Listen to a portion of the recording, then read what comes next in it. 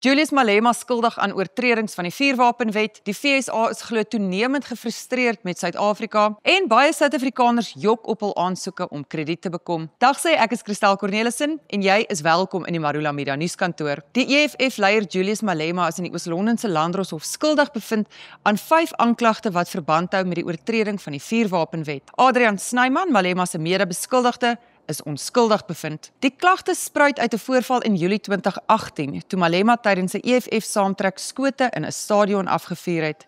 Snyman, in daardie stadium 'n lid van Malema se veiligheidsspan, is daarvan beskuldig dat hy die vuurwapen aan Malema gegee het.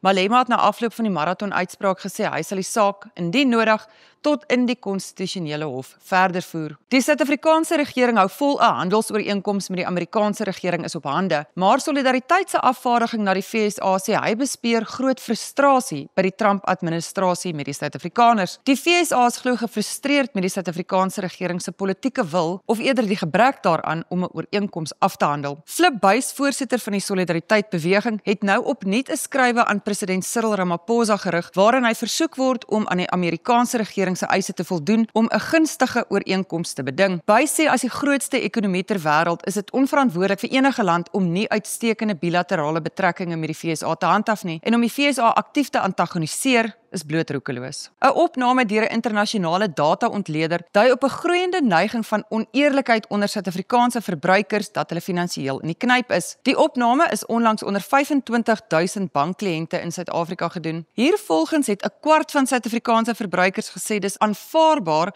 om in sommige gevalle jou inkomste te oordryf wanneer jy aansoek doen om 'n lening. Meer as 1 uit elke 5 deelnemers beskou dit ook as normaal om jou inkomste te oordryf wanneer jy vir 'n selfoonkontrak aansoek doen. Die maatskappy sê die optrede dui op 'n toenemende finansiële druk op verbruikers, maar wek ook kommer oor die toenemende normalisering van eerste party bedrog in die Suid-Afrikaanse kredietomgewing. Banke is weer onder toenemende druk om bedrog te voorkom en lenings verantwoordelik goed te keer. Hoewel die aansoekproses dus frustrerend kan wees, is die maatreëls bedoel om verbruikers uiteindelik te beskerm. En 'n weldoener wat hom oor 'n verdwaalde straathond in Kaapstad ontferm het waarskynlik nie vir 'n oomblik gedink watter merkwaardige storie die hondjie met hom saamdra nie. Karnal, die hond se verhaal het talle mense aangegryp. En hoewel hy nie nou meer by die gesin by wie hy 13 jaar gelede gesteel is kan gaan woon nie, het Karnali 'n splinternuwe tuiste gevind by die barmhartige Samaritaan wat hom Sondag gered het. Nou ja, as jy na daardie mooi storie ietsie sterker nodig het, vandag is internasionale koffiedag. So vier die geleentheid saam met ons en skaf jou boeretroos aan op marulamark.co.za. Gaan lees hierdie en al die ander berigte op marulamedia.co.za en geniet die dag verder.